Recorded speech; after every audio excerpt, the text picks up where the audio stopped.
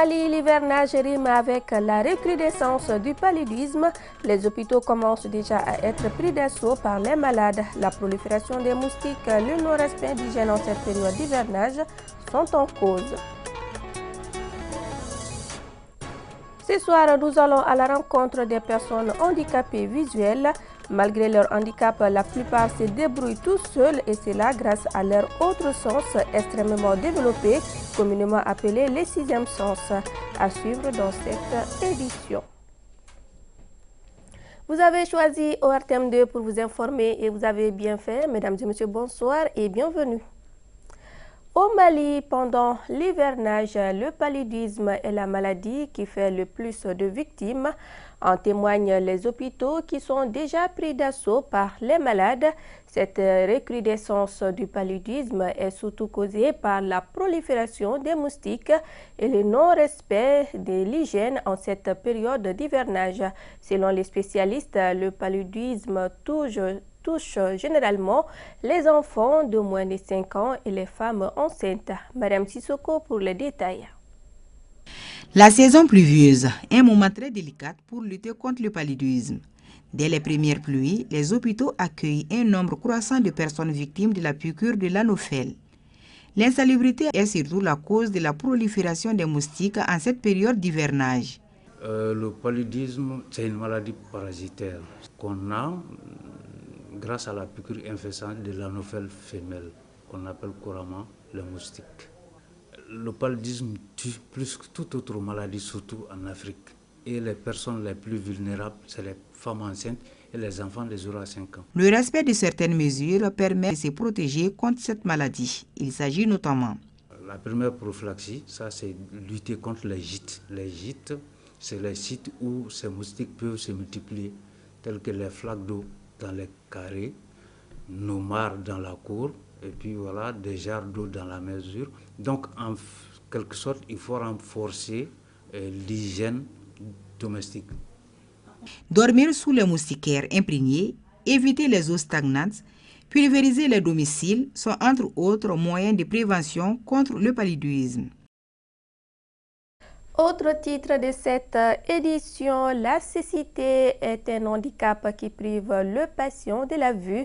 Elle est perçue par bon nombre de citoyens comme une incapacité.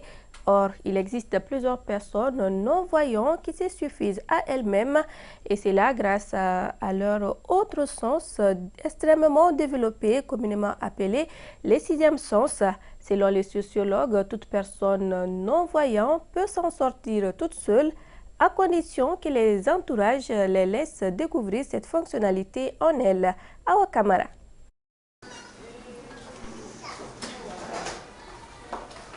De la même manière qu'il se promène aisément dans son lieu de travail, Hadji Bari maîtrise chacun des gestes qu'il exécute au quotidien.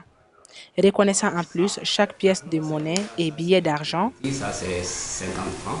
100 francs pareil, il y a des petites lucides qui sont là, mais qui se différencient de 50 francs par le volume. Ça c'est 500 francs qui est plus petit que les autres billets. Monsieur Bari nous surprend même avec une manipulation parfaite de son smartphone.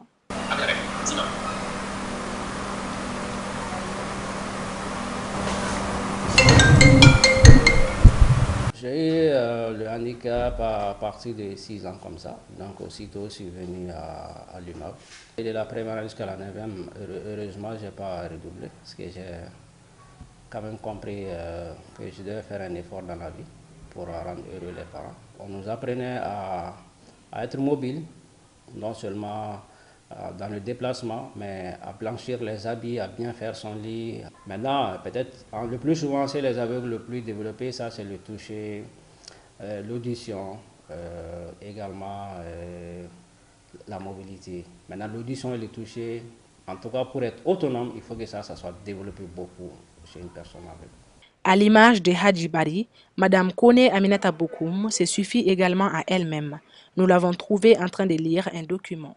Drissa Diara, vice-président Lorsque j'étais née, je n'avais pas de problème de vision. Ça a commencé à l'âge de 8 ans, 9 ans comme ça.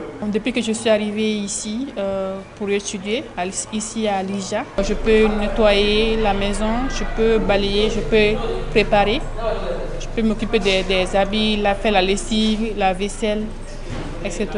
Cette faculté, vraisemblablement extraordinaire aux yeux des personnes valides, tous les non-voyants en disposent. Il suffit juste que leur entourage les laisse découvrir l'environnement dans lequel ils vivent pour qu'ils la développent. Parole d'un fin connaisseur de la société. Le fait que la personne est toujours assistée, on ne permet pas à la personne de développer ces sens-là vraiment pour être aussi une personne extraordinaire. Ils ne voient pas, mais le sens le guide. Ce sont des gens qui maîtrisent l'environnement, qui font très rarement des erreurs 2 ou 3 fois. Directement, ils s'adaptent à l'environnement dans lequel ils vivent. Même s'il s'agit de l'escalier de la maison. Une fois tombé, deuxième fois, directement, ils savent où est-ce qu'il faut aller, quelle est la direction à suivre. Moi, j'ai vu un non-voyant qui était un animateur également de radio, mais si le vent dérangeait l'antenne, je vous dis qu'il montait sur le toit et pour régler l'antenne. Donc voilà des gens qui, vraiment, il faut leur donner le temps de pouvoir vraiment développer les sens innés qui sont en nous. Pour une insertion plus inclusive des non-voyants dans la société, notre interlocuteur conseille de les assister uniquement en cas de nécessité. Le reste, leur instinct de survie extrêmement pointu s'en chargera. Lancement de la 2e édition de la compétition de lutte traditionnelle, une initiative du mouvement des jeunes pour l'action civique au Mali. Il s'agit à travers cette compétition de faire revivre ce sport et d'y associer le bras de fer pour les jeunes pendant les vacances. Samba Sanogo. La lutte africaine semble s'éteindre dans les grandes villes en Afrique. L'événement, ça rentre dans le cadre des activités des vacances parce que chaque année, nous envisageons ce genre d'activités récréatives pour les enfants et pour les jeunes. Les gens sont beaucoup plus intéressés par le football. On s'est dit qu'il y a d'autres genres de sports qui intéressent beaucoup les gens, notamment la lutte africaine qui est communément appelée la lutte traditionnelle, et le bras de fer. Donc nous voulons faire en sorte que les jeunes se rendent compte qu'il y a d'autres activités récréatives. Organisé par le mouvement des jeunes pour l'action civique au Mali, le président de la Ligue des luttes associées du district de Bamako félicite les organisateurs et ambitionne de créer un cadre de rencontre entre les lutteurs. Nous, en tant que la Fédération malienne de lutte représentée à Bamako à travers la Ligue de Bamako, on ne fait que les accompagner, mettre à leur disposition des lutteurs expérimentés pour la pratique de la lutte comme un sport et la culture du Mali. Il y a des joueurs parmi eux qui ont participé à des compétitions internationales comme le TOLAC, le tournoi africain de lutte de la CEDEAO passé en 2023 qui s'est tenu à Niamey.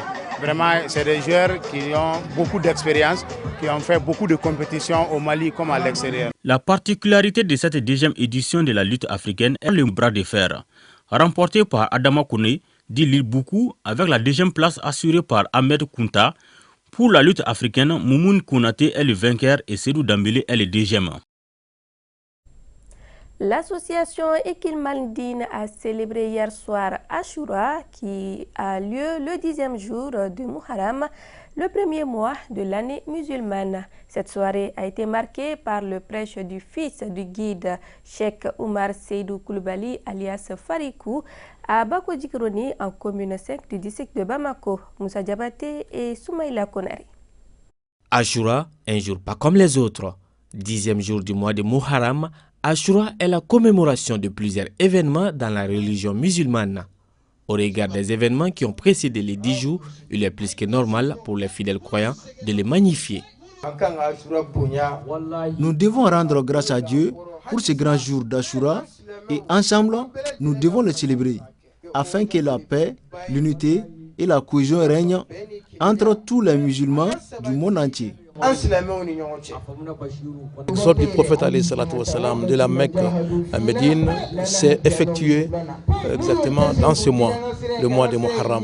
Le bon Dieu subhanahu wa ta'ala, dans sa grâce immense, a sauvé Moïse de la torture des pharaons à ce jour-là.